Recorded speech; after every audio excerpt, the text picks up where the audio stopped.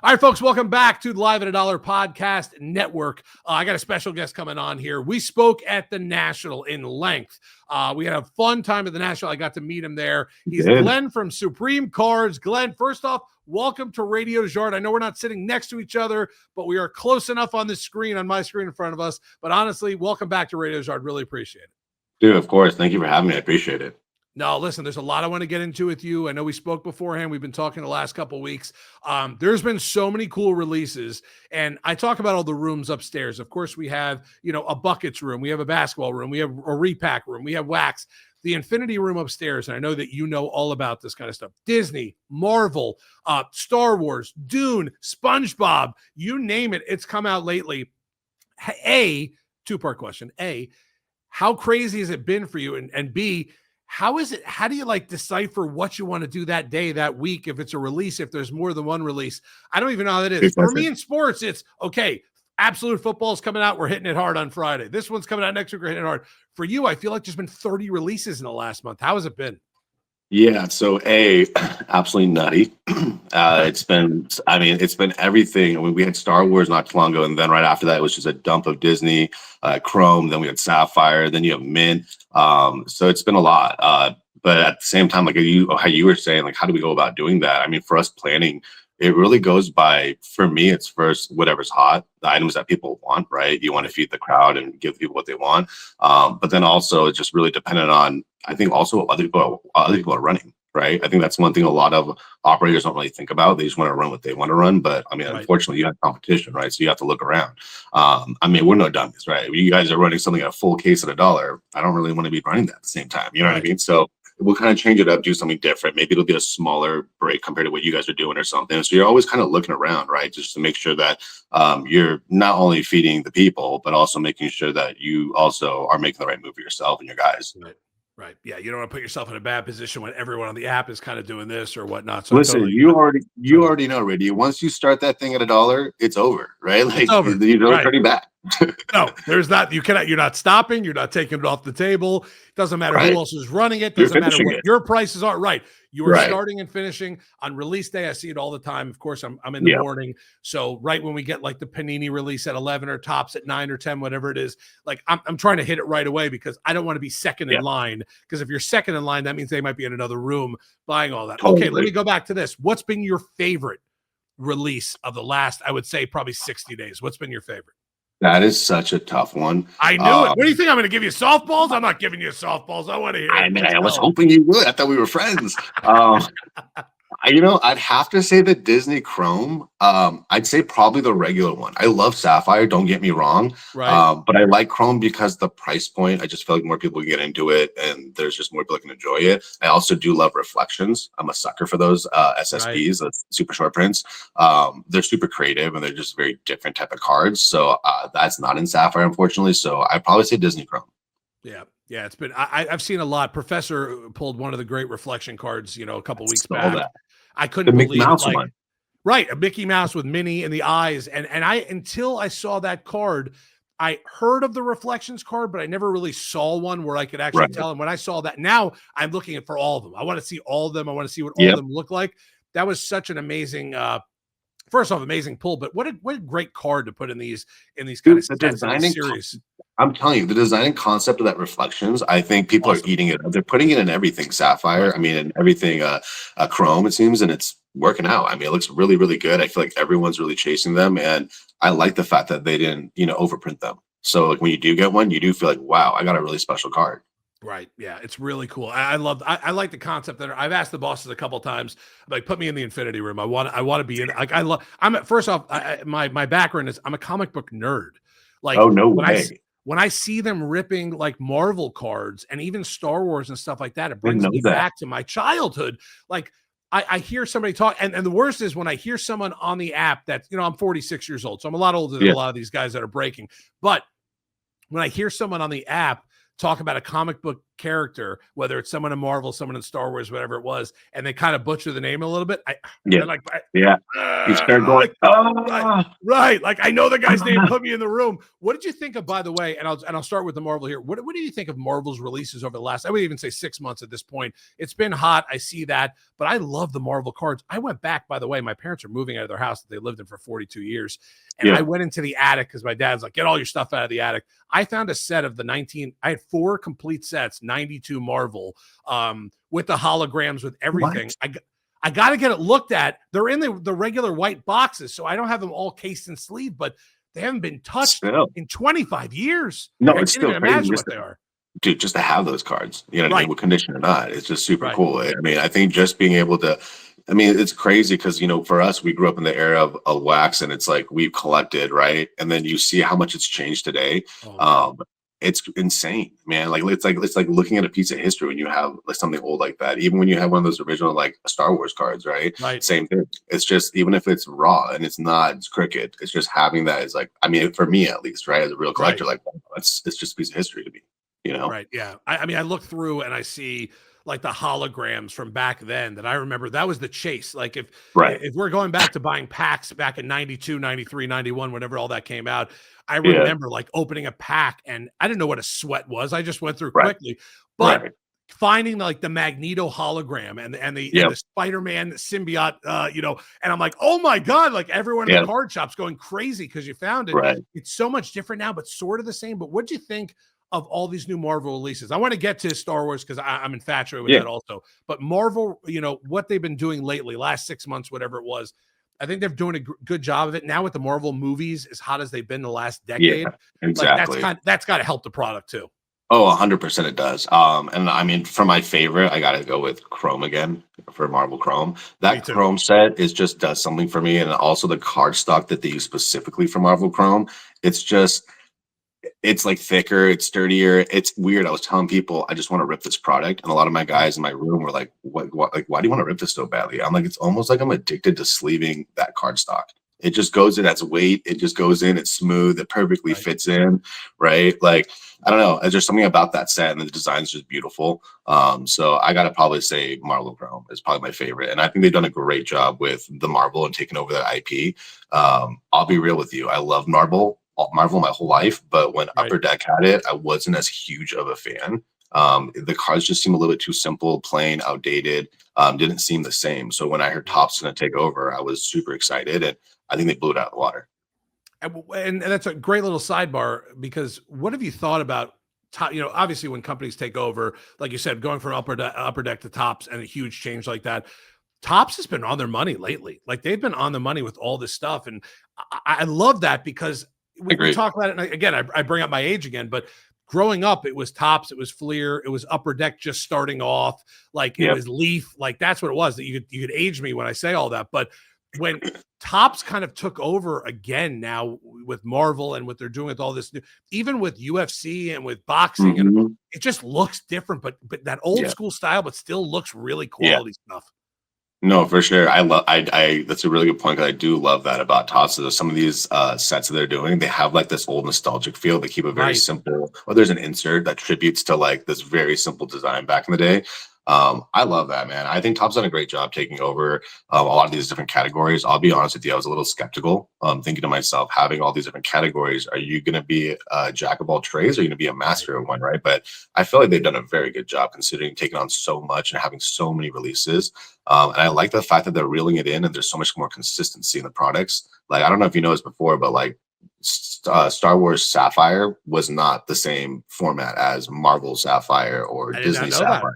Wow. It was a tribute to a movie generally, so you got a lot of scenes and stuff like that. You wouldn't get portraits of people, right, Right. and characters necessarily.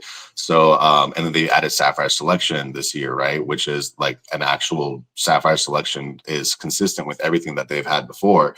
But now at least they have the same format with whatever Chrome was. It's the same design. It's just Sapphire.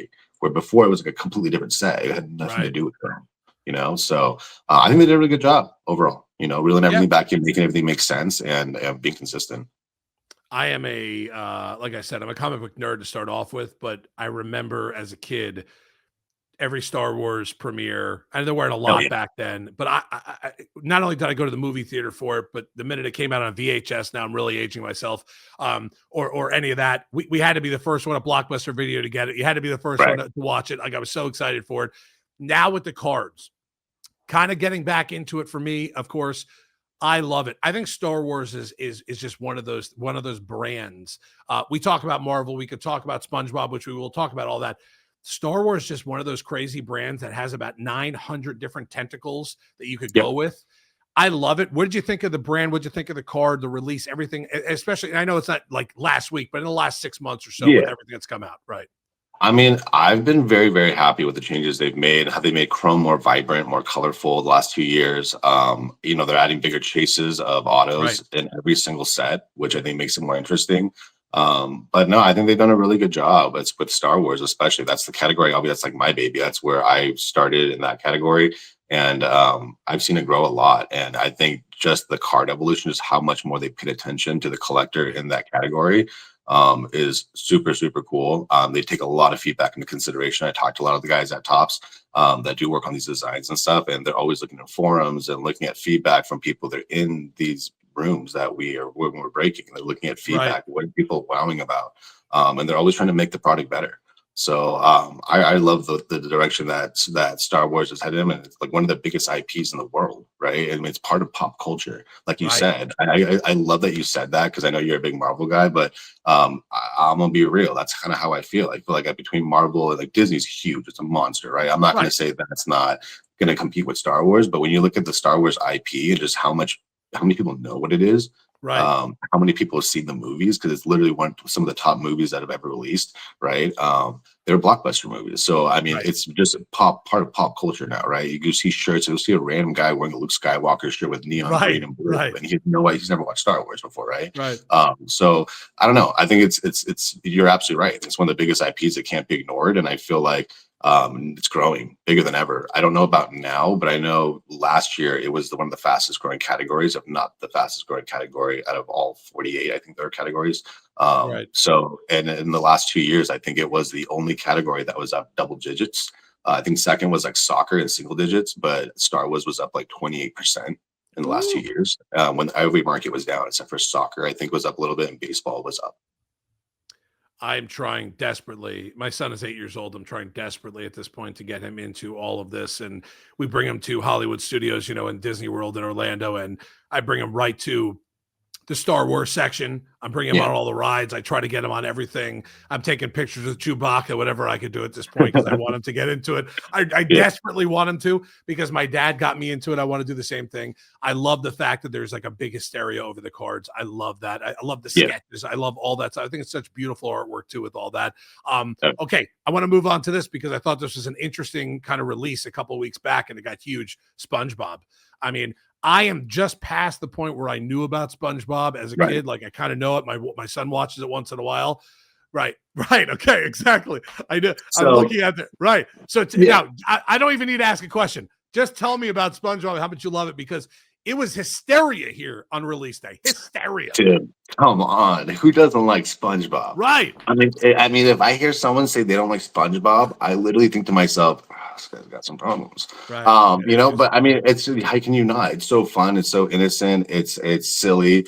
But I think it's a big part of everyone's childhood, especially if you grew up in the era like we did. I'm 37, so I'm not Right. too far off from where you are, Right. and I mean, everyone from Just that past from it, Glenn. Like just past it. Me. literally. I'm only a But couple but years. Right. but the But I still crazy know part. it. Right. Exactly. That's the crazy part. You still know it. I grew up with it. Right. The kids today still watch it and know what it is. I mean, it's no Star Wars, but it's Right. got a wide appeal, and it's like you can't put a face to who would buy this. There were customers coming in where I'm dying laughing. I would never have thought that customer would ever Right. come in and buy that, and they're just doming like crazy, chasing SpongeBob. And I'm like, really? You're a VP at this high up company, and you're 45 years old. He wants a SpongeBob card, right? And then you also have the kid that comes in and goes, "Can I get a pack? Can I get $10 off?" Right? And he's just like this kid that's on the app and trying to buy SpongeBob. But there's this huge range, and I think that's really what caused the pandemonium. Is that it was so relatable for everyone. Everyone loved SpongeBob. But then, secondly, when you started seeing the comps and how real they were, I think people were Right. like, holy crap, because like that triple auto went for like double digit thousands, right? But I mean, at the same time, you got to think about the card stock was good. I'll be Right. honest with you. It's some of the Right. best card stock I have seen from Topps in a minute. It reminded me of 23 Galaxy card stock, and they had like the small border with like the silver frame. And the QC was really good. I mean, I Right. didn't see scratches, dents on the cards. And it proved. You saw a lot of these supers getting graded, and they're coming out tens and nines. Yeah, I remember when we were at the National and someone came up to the table, sitting with Professor, and someone came up to the table and started talking about the SpongeBob cards. And Yeah, it wasn't necessarily out yet or anything that we were right. really talking about, but we knew there's possibility. And they just brought over like a pack for Professor to open up, and he opened it in front of me, and he literally turned after he opened it up, looked at me, and went, "This is going to be a monster.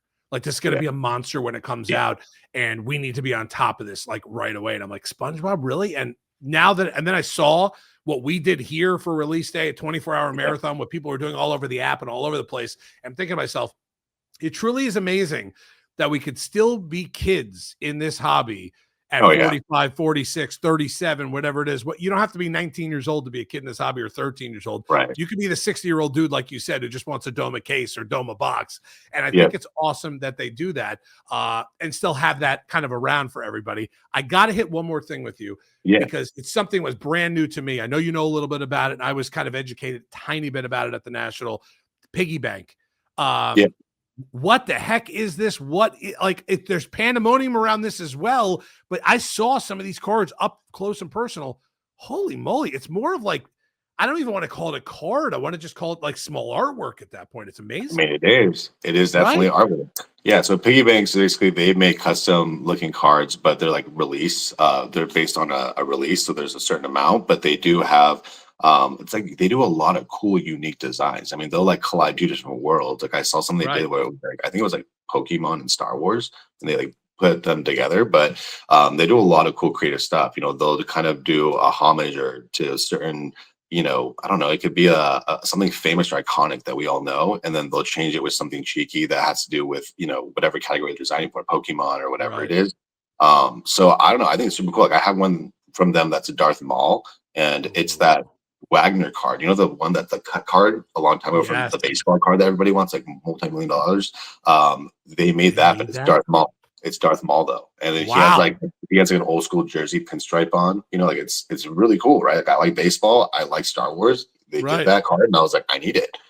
So I think that's why it appeals so much. Is a lot of us collect different categories, and they do a really good job of merging things and paying homage to certain things that are iconic, and then everybody just wants it, right? But I think it's art, like you said, it is art. I mean, they're It is art. literally it's artists that are literally putting their art Right. on card and then they're printing it, right?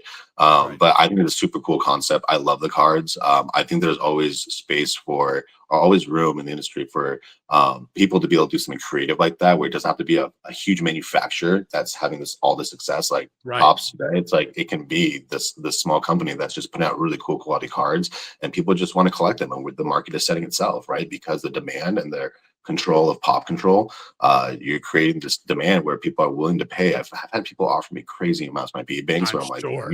you want to pay that much for this? Like, I'm shocked. Right.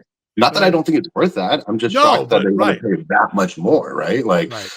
that's not anywhere what I bought it for. So, so I mean, it's crazy. It's crazy. It's a real craze. I definitely know a lot of big collectors, and I have to say, my bigger customers, all of them have them in their collection, and they all like Right. buy the rare ones, right? And want them. It's kind of a flex thing, but at the same time, it is something so unique that you just want to hold one. You want to have one.